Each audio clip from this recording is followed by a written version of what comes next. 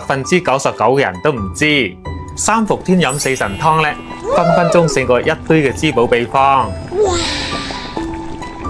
俗話講，三伏唔補，入秋之後就會增加好多煩惱。咁今日女王呢，就將呢位老中醫傳落嚟湯方分享俾大家，你哋認真睇好啦。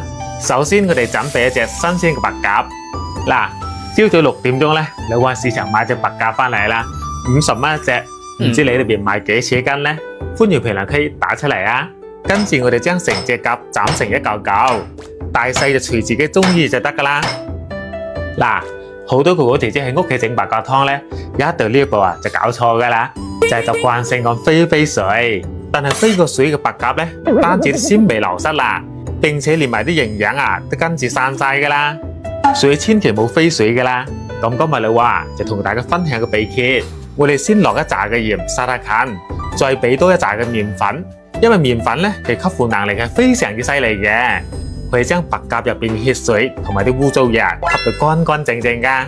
跟住反覆咁搓其3分鐘之後呢，再用清水嚟洗多幾次，咁樣就可以有效劈走啲雜質，仲可以鎖住啲鮮味同營養唔流失噶啦。各位哥哥姐姐們，都話點紅心係情分，唔點紅心係本分。咁今日有緣刷到女王呢個視頻呢，不如幫手點翻個免費嘅小紅心，關注支持下咧。唔該晒大家，祝你身體健康，萬事勝意，合家幸福。